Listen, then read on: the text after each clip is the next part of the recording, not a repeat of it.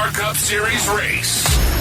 Here are your hosts, Kevin Bedstone, NASCAR Sky, and Jeff Davis. Welcome back, race fans, for another great episode of Mash the Gas podcast. I'm Jeff Davis, and joining me shortly is Mr. Kevin Bedstone and the lovely Miss NASCAR Sky. We're here to cover the AutoTrader 400 Cup Series race at the EchoPark Speedway from hot Atlanta, but it was a little bit cold this year, Kevin, but tell us, who mashed the gas? Well, I'll tell you what, 2311 is on fire, and Tyler Reddick just punched his way into NASCAR history, only the sixth driver to ever win the Daytona 500, and in the second race, you got to go all the way back to 2009 when Matt Kenseth did it, Jeff Gordon in 97, David Pearson in 1976, Bob Wellborn in 1959, and Marvin Panch in 1957. So punching himself into pretty elite company there, had the right front fender, tore off the thing, still found a way to lead 53 laps, got caught up there with the 11 early, but Sky, this 45 car is on fire. Oh, for sure. And, I sat in on an interview with Tyler Reddick for Mash the Gas right before the season started. And someone had asked him if now that the lawsuit was done and over with, it maybe this season would be different. And he did, interestingly enough, he said that it didn't feel any different, that everything still felt the same. But, it definitely shows different. 2 in a row is crazy just in general. Now he's with some crazy company there. And Bubba too, we can't, obviously Tyler Reddick, he's doing really good. He's getting the wins, but Bubba's also showing up and showing out too. So the only one, the 35 isn't quite up to speed with the other ones. I guess that is expected, but yeah, 2311, they're on fire right now. Yeah, congrats for Bubba Wallace. He got a top 10 finish. He finished, P8. He won stage 2. He's racking up some points, and that's what's mattering. He's secured 19 stage points on Sunday. So I think you're right. The 2311 team right now is really kind of on fire. And who would have thought Tyler Reddick, after the season he had, which was a pretty decent season, but yeah, like Kevin mentioned, coming in these last 2 races, winning them back to back. And he did really well at COTA last year. So we're going to have to see what he can do, coming up. But I think 45 is on fire, Kevin. A lot of momentum for sure. And, you mentioned 2311 and Bubba there, both 1 and 2 in the points right now. I know we're only 2 races in, so it's probably a little too soon to talk points, but this is what it's going to take, is consistency all year. And Bubba's finding a way to get points, moved up 6 positions this week in the points. Of course, Chase Elliott there in 3rd, Carson Hocevar in 4th. And of course, I guess we'll just dive right into the move that Hocevar made there. They call him Hurricane Hocevar. Sky, I know you picked him for the win. I thought he had a shot there. I didn't love the move that he made to the middle. It really reminded me of what Brad Keselowski tried to do to Jeff Gordon in Texas in 2014, which led to that fight on pit road. Just going for a hole when there isn't one, right? So where do we draw the line of what's a bonehead move and what's a racing move? I feel like the hole was there for a minute, but it closed. And if he did get there 3 wide, I think the entire front row would have wrecked. Yeah, I agree. It definitely wasn't the smartest move. I do know that he said that, the one was pushing him behind, and I did see that, but you got to live to see another day. And ultimately, I guess he did. But I think the only person who's really going to change that in this situation is, Seabell's going to have to, he's not very confrontational, but he would have had to maybe gun up and did something maybe like Texas. I think Hocevar's lucky that it was Seabell that he did, because, like I said, Seabell's such a nice guy that he'll remember it, but he's not going to probably fight you then and there. But I think that that's the only thing that's maybe going to change Hocevar making these dumb moves. I'm a Penske fan. Penske is known for being aggressive, so I'm all for being aggressive. But yeah, that the hole wasn't big enough, and the risk just didn't outweigh the reward. Yeah, I agree 100%. He's building this reputation of being aggressive, which I like. I like Carson Hocevar. I think he's a good kid. He's good for the sport, and he's got a lot of talent. I loved watching that truck race on Saturday where he was running there behind Kyle Busch, and those two were kind of friends at the end, which I thought was cool, seeing old Hocevar drive the truck up there when Busch was doing the burnout and gave him some dap. And Kyle Busch said, well, I'm a Hocevar fan today. So, it's one of those deals. And yes, the more enemies you make in the sport, Jeff, as we know, they're like elephants. They don't forget. But Seabell, he's a pretty even-keeled guy, didn't do anything about it. How much does that give to Hocevar, where he's like, I'm just going to keep racing this way because there's no ramifications? Pretty much. Look at the standings. He's doing some really boneheaded moves, and he's not racing his, the field very well. But when you're 4th in points right now, I know you said it's a little too early to talk points and stuff, but he's 4th place in points, and he happened to finish P4 in the race. So is it going to stop him from doing what he's doing? I don't think so yet. Until I think someone really gives him a good shot to the noggin. It may take someone like Kyle Busch to do it, or who knows? Because I remember what race was that last year? I think it was where Kyle Busch got in old Seatbelt's face, and he's like, you've wrecked me twice in the last 2 years. If I ever wreck you, and Seatbelt was just kind of standing. He's like, no, yeah. He just kind of sat there and listened until Busch vented and walked off. Yeah, that was COTA. That's what so I thought it was COTA. So it's like, so if Carson Hocevar keeps pulling these boneheaded moves, someone's going to knock him upside the head one of these days. But yeah, like I said, man, where he's at in points and where he's finishing right now, I don't think he has it in to say I need to change my style of racing because look where I am right now. I mean, what do you guys think? I think he needs to run into Ricky Stenhouse. Maybe that'll be the person to save us. You think Ricky will wait for him after the race with his Lululemons on and throw a punch? I think he's done it before, and he seems to be the only one willing to do it. So and you went up against Kyle Busch, and I think Kyle Busch is a little bit scarier than Carson Hocevar for sure. But no, there's definitely a line, and I get that he's still young. I think that it kind of just reminds me a lot of like when Joey was young.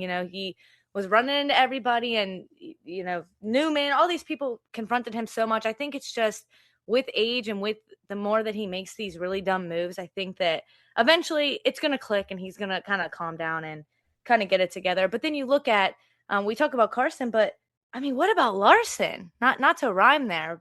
I mean, that was a pretty egregious move that he made. I don't know what he was thinking. I mean, he even said that he wasn't even listening to a spotter. He was acting on instinct, but maybe it just never ends, Well, I think that's just a product of the super speedway racing, Jeff. I mean, we know that Atlanta is a little bit different, being that's a mile and a half, but there's just so many runs. Things happen so quickly. We saw a lot of questionable moves throughout the race. A couple guys getting taken out. Joey Logano gets up into the 11. A lot of guys spinning down through the grass. Just, a lot of aggressive moves. And these runs just come so fast. We saw it in the O'Reilly Auto Parts race as well, which huge shout out to Sheldon Creed for finally finding victory lane after 15 second place finishes. That was fantastic. But we saw it with Chastain making an aggressive move in the inside of the 21 of Austin Hill and, ultimately gave Creed the win there. But I just think that's a product of this racing. And I think that, Larson and all these guys, it's just split second decisions, can be boneheaded at times, Jeff. It's tough. Kyle Larson definitely came down, with on top of Shane Van Gisbergen, ran right into him. So, yeah, kind of a boneheaded move, I would agree. And Kyle Larson's a seasoned driver. It's like he knows his stuff. He just had an issue. Maybe, I don't know if he just didn't see him or wasn't listening to his spotter or whatnot. But, yeah, really unfortunate for Kyle Larson. But to talk about a little something, I know NASCAR Sky's going to love this one. Her boy Joey Logano broke a record this weekend by leading the lap on Sunday. Logano broke Petty's record of leading at least one lap in 20 straight drafting track races. So for Logano to get up there and make a little bit of history, I thought was kind of cool. Wow. I did not know that. I didn't hear that stat. So thank you for educating me. That is pretty cool. I mean, if it's one thing that those Penske cars can do, it's a lead. You might not always finish well at these tracks, but you can definitely lead for sure. And I mean, Shane Van Gisbergen, he finished 6th here. I think it's going to be a really good season for him. I don't know what he is in the points. I know, again, we say points. It's still kind of really early. But I think he's like in the 16. I wouldn't be it wouldn't so shock me, honestly, if he makes it a lot further than we think this year. Yeah, I think the oval package has definitely improved for Trackhouse overall. I mean, those guys weren't a huge threat on ovals last year. We know what SVG did and is probably going to continue to do. Of course, we have Connor Zilic in that equation as well to kind of dice and dissect as we go through the season. But a good finish for SVG. Sure, it's a drafting style track. Put the asterisk there, but the fact remains he finished 6th and was up there contending and is getting more comfortable, more confident with where to put his race car, how to push properly and get pushed without getting wrecked. I mean, look what happened with the 24. I know he had a right front tire going down, and he was trying to get down to the inside there to bring it to pit road, but he just drove right into the side of Cindric. I mean, just plowed him. It was hard to tell, did he get loose? It just looked to me, Jeff, like he was trying to get down to the apron because we know the entrance to pit road is a little bit different, and you have to get down into turn 3. But he just plowed right into the side of Cindric and tore up a bunch of race cars. Yeah, that was really unfortunate. But I mean, Austin Cindric really did have an overall decent day when you look at where he started out, and being able to win stage 1, picked up 10 extra points there. So, I think he didn't finish the race too well, but he got some points out of it. Austin Cindric, I think, is doing a pretty damn good job. And like I said, Penske's got power. They really do. They lead all the time in the races. So it wasn't a surprise to me to see Cindric do pretty good. And then also the 22, like I said, breaking that record, I thought was really cool for Joey. But kind of like Sky mentioned a minute ago, I think SVG is going to be a little bit more dominant than we thought. I wasn't giving him a whole lot of credit for this year coming into it. As far as the ovals, I think he must have done a lot of practicing on, the sim racing over the off season to get down some of these oval packages. Because if he can just secure a couple of top tens like that and win a few road courses, which we know he will do, he does have a good chance of making that top 16, which he's in exactly 16th place right now in points. So I'm all for it. Like I said, I love the guy. He's got a great attitude. So I can't wait to see what he can do next weekend. Well, and that's a good point too, right? Because of the way that they're awarding wins, with that extra 15 points. If SVG does what he did last year and goes out and racks up 3 or 4 road course wins, he could put himself in a pretty good points position to, then kind of move him into a top 15, top 10 driver on, the ovals, the intermediates. And I know I said this the past 2 weeks, but now that we've gotten through the super speedway, let's get through the road course here in COTA. And then Phoenix, I think, is really where we're going to get our first look at how these guys are going to stack up on the intermediates.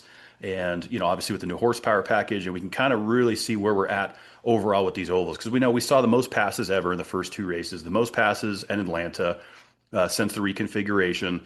We're not going to see those kind of passes in COTA. So, for fans that are tuning in and thinking that this is going to continue into the intermediates, it just isn't. So it'll be interesting to see if they can hold this consistency and kind of who's the comers, who's the goers. Is Hocevar going to stay up there? Is Chastain, going to keep dominating? Is Briscoe going to start, dominating, getting poles again if we can qualify? Because we had no practice, no qualifying for this race.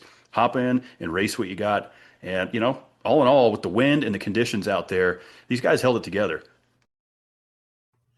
They definitely did, and that's really important, and it's going to be important. I know you said you put a little asterisk next to Shane Van Gisbergen because it's a drafting track, but I think ultimately, and finishing is a part of the sport in general. I mean, it is so important where you finish now, and so I don't even think there needs to be an asterisk. I think that you look at the other people like Austin Cindric. I mean, you do so well. You go from almost last place all the way up to first to win a stage, but you don't finish well, and that's going to add up. So I think that, no matter what, even as long as he finishes and he continues to keep finishing, I think that Shane Van Gisbergen will be all right. I don't think that he's like these other guys on the drafting tracks where he's going to make these crazy, egregious moves. I think that he's more worried about finishing. I don't know. I think that he's going to be a dark horse this year. I'm not saying that he's going to win the championship, but I do just have a really good feeling. I think Trackhouse in general, they just have such a good lineup. They have such a good thing going for them right now. I mean, we can even see Ross. I feel like he's doing way better than he even did last year. So I just think that they have a really good system going. And RFK is another one that I think, once we start getting out of all these crazy tracks, I think RFK is going to be another one that comes through a lot. They did, had solid finishes last week, so that'll be really cool. But until we get to Talladega next for the Super Speedway, we're not going to see lead changes like we did. So I like calling it Hot Atlanta still, but I think it was kind of cold out there. So Cold Atlanta this weekend had 57 different lead changes and 14 different leaders. Obviously, Tyler Reddick had the most laps led with 53, and Kyle Larson, unfortunately, he did have 48 laps led, but it just wasn't his day. But the one guy that I'm still wondering about, okay, you guys, Kyle Busch, he goes out in the 7 truck for Mr. H and got a win for Hendrick this weekend. But as far as the Cup races, we're going on 94 consecutive starts without a win. When are we going to see him get in the big picture, or at least get in the top 3, Kevin? I think we're going to see it. I really do. I mean, look, yeah, he hasn't won in Cup in 92 races, but he has now won in 22 consecutive seasons in one of NASCAR's top 3 series, whether that's a truck, O'Reilly, or Cup. So that streak does continue. We talked about it a lot last year with RCR and where they've been at. But I think Kyle Busch is charged up. He's rejuvenated. He's racing hard for his son Brexton. It's now that Brexton's a little bit older, he gets to enjoy these wins. It was cool to see them out on the track there on Saturday, celebrating the win. So, I'm not too worried about Kyle. I don't think that he's too far gone past his prime, however you want to word it. He's still a couple years younger than Denny. He's definitely got it. They just got to put the races together. We got a new crew chief for him this year. And, I think these guys are going to start hitting their marks once we get, kind of that mid-season area. We got to get Bush in the 48. I think that that's what's going to save him. You think so? You think he's going to go over to Hendrick and take over? I don't know. That's what they like to say because they were saying, "Oh, Carson Hocevar is going to be in the 48," but I don't know. I don't think it's Bush. I do think a lot of it's RCR, and I don't think that. I think morale is just such a big important thing, and I don't think that RCR has it all together over there. I'm not sure what exactly is going on, but I think Kyle just thrives when everyone around him is working well and doing exactly what they're supposed to do. And I feel like as soon as that doesn't happen, he just kind of like is like, ugh, whatever, like, oh, I can't do anything about it. Not everyone else isn't working as hard as me because that's just Kyle. But I like to see, hopefully he does really well this season. I'd like to see him do well. I mean, I'm not ready to give up Kyle Busch yet. We already lost Martin Truex. I don't know how many more I can keep losing. I hear you there. And are you guys already counting the 48 out? Do you seriously think Alex Bowman is going to be out of Hendrick Motorsports? I mean, there's a chance. I mean, right now, he's not doing too well. I mean, I know it's only 2 races in, but he's sitting in 32nd place right now as far as overall standings. Hasn't just had the finishes, that we would have thought that he had over the last couple of years. So, he's kind of a walking a thin line right now. And if he doesn't really have a solid season this year, if he doesn't pull it together, yeah, someone else is going to go in there and take that place. I think a lot of what's saving him is probably the ally backing. I'm not sure. They seem to really like Alex Bowman. I don't want to say that he's fully going to get kicked from the ride. I don't know, but it's really hard when your teammates are, Kyle Larson and William Byron, who are doing super, super well. Chase Elliott, who's progressing and doing better. It just makes you look a lot worse, even if you're necessarily not doing that bad. But when you have those type of teammates, it does make you look a lot worse. Well, and I think that's what kind of helped Austin Cindric, if we use, Penske as an example with, the 22 and the 12 being a dominant force. The 2 wanted to get up there and do it as well. And Cindric has a lot of talent, but it does take good teammates. It does take repetition, of course. And Bowman's not a rookie to the sport. He's been around a long time, including before his Hendrick days. So, he does get a lot of gripe for sure. A lot of people are like, oh, get him out of the 48, get him out. And it could happen, Jeff. It's hard to say. Mr. H really does like to commit to these drivers and do these long contracts. We saw that Kyle Larson extended through 2030. I'm sure Chase Elliott's going to be a franchise driver, and probably William Byron for that matter. But it's that 48 that we just have a little bit of a question mark next to. It is, he like I said, he just has to have a really, really good year this year. I know Ally does a really good sponsorship with him. They really like him, and rightfully so. I mean, another guy with, he's got a good attitude, good personality, kind of quiet at times. But is an older driver going to come in? Like you said, Kevin, Mr. H likes to sign, guys forever. It's like, we want them under stable. We don't want to let them go.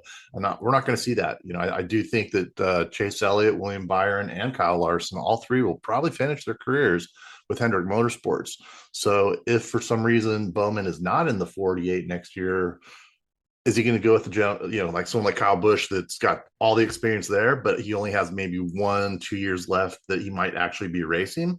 Or is he going to go out and find some young gun or something like that? I don't really see Carson Hocevar going over there unless he gets his act together. Even if Carson's, running really well and he's scoring good in points, Mr. H kind of has a little bit of the thing about attitude. And that's one thing, his organization does not put up with as far as, wrecking cars all the time. He needs to be a professional driver if he's going to run the Pro Series like this and get his stuff together. You could have fooled me. How many times? I feel like the 2 years in a row, the 24 and the 48 wrecked everybody at Daytona. They at least did it in 2024. I'm just messing. Hey, that's I don't know. Daytona. Davey doing some questionable things over there. I don't know. I think that there's a good possibility. I could see Busch going, like someone like Busch or like a veteran driver kind of towards the end as like a bridge, maybe for like a year or 2 while maybe there's someone in the O'Reilly series that they wanted to kind of give a little more time. Like someone like maybe like Raja, someone like that, you know what I mean? That's already affiliated with them. Yep. I could see maybe like a little bridge contract. I don't know. It's definitely wishful thinking. I would love to just see Busch in just like really good equipment for like, I'll take him over at Penske if that's what it takes. I just want to see him in good equipment just to see if he can just do, I'll take one more season. You know what I mean? Just one more season of some prime Kyle Busch. Yeah, I don't think he's done, and that would be kind of surreal to see Kyle Busch go to Hendrick Motorsports because let's not forget, he drove for Mr. H in that 5 car many moons ago before he, signed kind of a franchise deal with Joe Gibbs Racing. And who knows what would have happened if Mars and M&M's didn't pull out. I mean, that's ultimately what put Kyle Busch to the market and then put him over there at RCR. So a lot of unknowns. It's early. Contract negotiations do start. I mean, we usually start talking about it right around the All-Star break. So, a lot can change between now and then, Jeff. I mean, if the 48 goes on a win streak, are we going to have the same conversation in 3 months? No, not if he goes on the heater. I don't see it.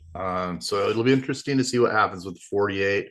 There's going to be a few different options out there, and Mr. Hendrick, he's got some tough decisions to make. You don't want to let go of a guy like that if he starts running really, really hot. But is it going to continue? So we kind of saw that with Daniel Suarez when he was in the 19 car, just didn't have what it takes, and then he gets over to 23-11, and he's been killing it.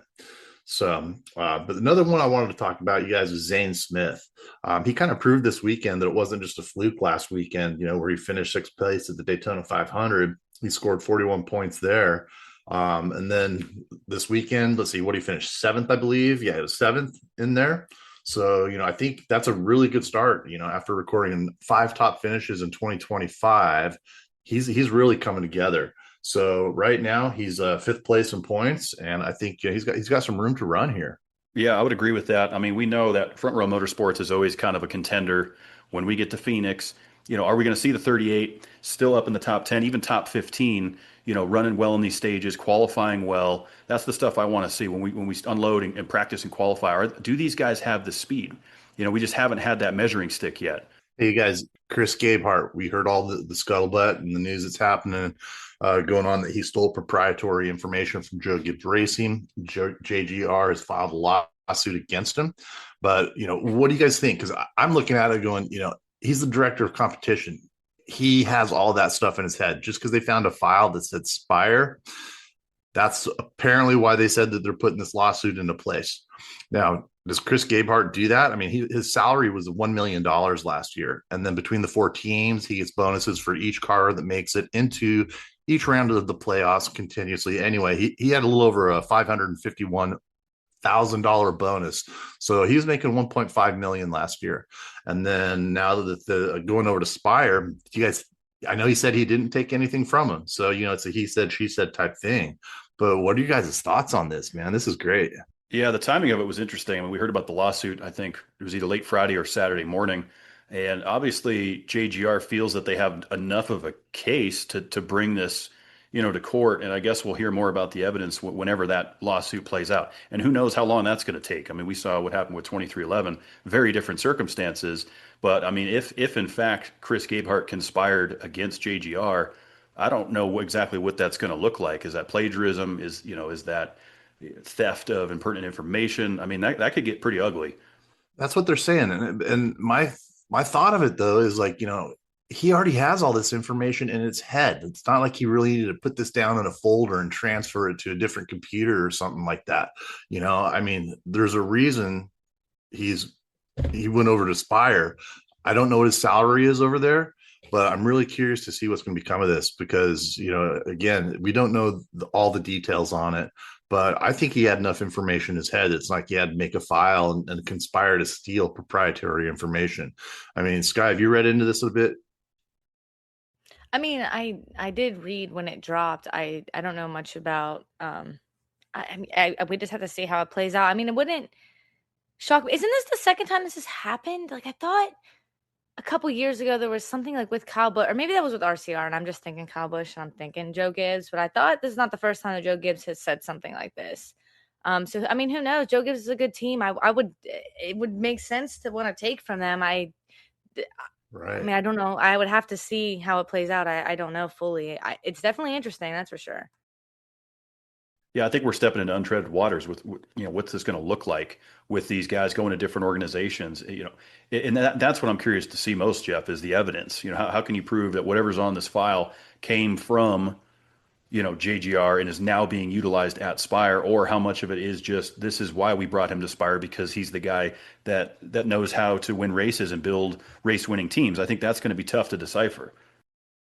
Yeah, I'm going to read pretty much exactly what he posted after the lawsuit came out. Chris Gabehart put out a statement saying yesterday afternoon, Joe Gibbs Racing filed a lawsuit claim falsely that I shared JGR confidential information with Spire Motorsports and or other unnamed third parties. I compelled to speak out today and forcefully emphasize and deny these frivolous and retaliatory claims. I look forward to the opportunity to demonstrate to the court that I have not shared Joe Gibbs confidential information with anyone. And he went on to talk a little bit more about it. But yeah, this will be really interesting to see how it all plays out. It's just another storyline, another. It is a distraction too, right? I mean, we saw 2311 go through it with their deal and still have to show up at the racetrack and still do your job day in and day out while trying to carry out litigation as well. So we'll see how much of that creates a distraction for Spire and for JGR for that matter. I think it's still business as usual for those guys. You show up at the shop on Monday and get ready to go for Sunday. I definitely agree. I think that you just got to keep trucking along and it'll get figured out how it does. I imagine it probably won't even go that far. I'm sure that they're going to end up settling and it probably will be like a bunch of nothing in the end anyway.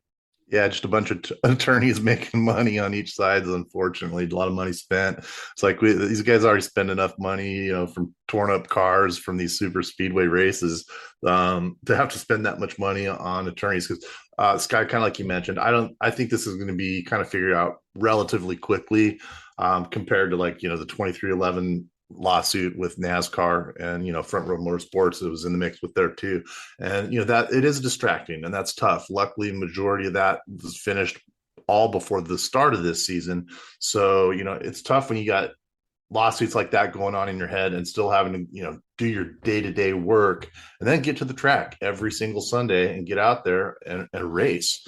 It makes it tough on both sides, I think.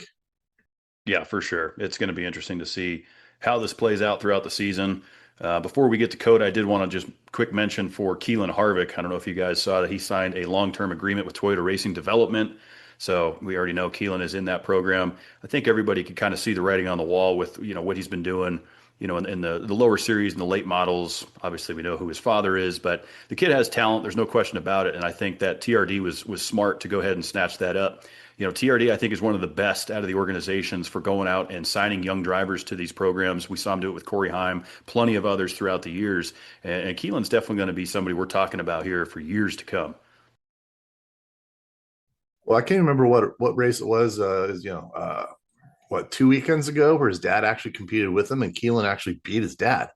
I know there's a lot of other drivers in there, but it was cool to see him actually do that, probably for the first time in his life. It was the first time in his life as far as an official race.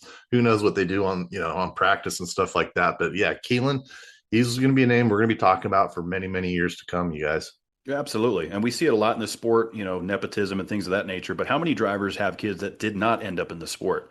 Right. I mean, we saw the Wallaces try it. Jeff Gordon's kids weren't interested in it. So this isn't just because of who your daddy is, you get into the sport.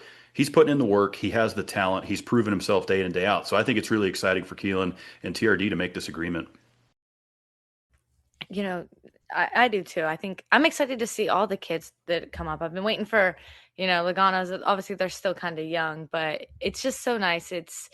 It just reminds you when, I grew up watching Dale Jr. It's just like the same thing happening again. It's so cool. When we're flipping over to COTA, I was looking because I was trying to see who I'm going to pick because I don't want to pick the obvious answer. But then I just remembered, do you remember last year? This has caused a lot of controversy. This is the race that Kyle Larson went back out after his car was all messed up and he got fastest lap. Like he literally just went back out for fastest lap and that caused a lot of controversy. Now that we had a whole year of him, what do you guys think? What's your opinion on that before we jump into our picks? On the rule of going out after a damaged vehicle?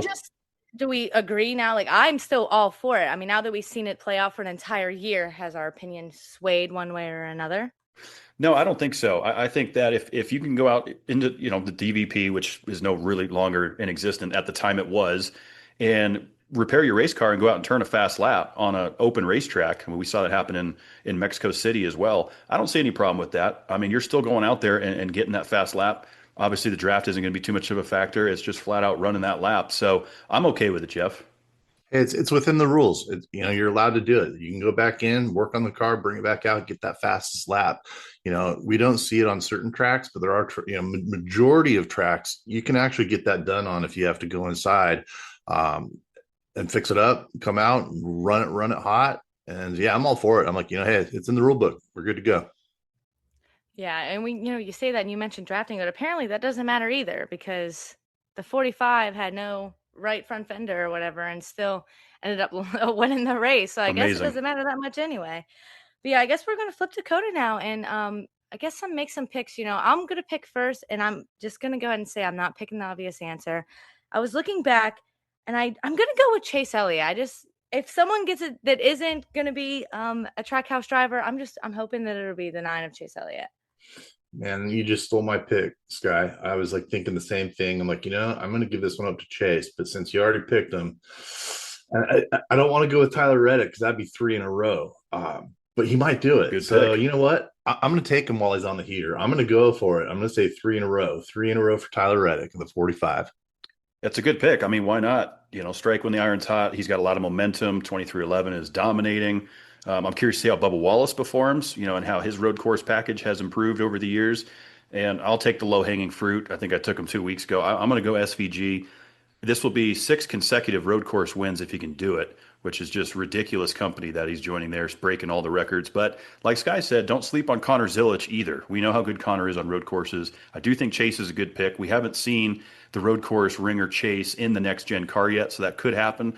But come on, it's the Kiwi. It's SVG. Hey, I can't remember exactly why, but why did Connor Zilic finish last place last year? Did he just finish dead last, or did he get wrecked out? I can't remember. Yeah, there was definitely. I think it was mechanical failure. Was it? Okay, yeah. As I say, he finished last place, but I'm not going to count him out. But yeah, he's a good pick too. But SVG can get her done. Well, he's in that number now, right? He's got his number back, that 97, and I feel like that's going to carry some energy with him. We talked about the ovals earlier with SVG. This is where he shines on road courses. Good chance to get out there, improve his points position. And COTA is a very interesting racetrack, right? It was built for Formula One down there in Austin, Texas. Provides good racing. I'm hoping the weather's good. A couple years ago we had the rain where we brought out the rain tires, and that was kind of a shit show. So hoping for dry conditions, hoping for practice and qualifying, and we can get a good clean weekend of racing. Yeah, it's going to be fun next week. We got 20 different turns, so let's run them while they're hot down here in Austin, Texas. And how about the Truck Series going down to St. Pete with the IndyCar Series? That's going to be interesting to see how that shakes out. More exposure for the trucks over there. And it's still uncertain as this time, guys, if Brad Keselowski is going to be able to run this race this weekend with the condition of his leg.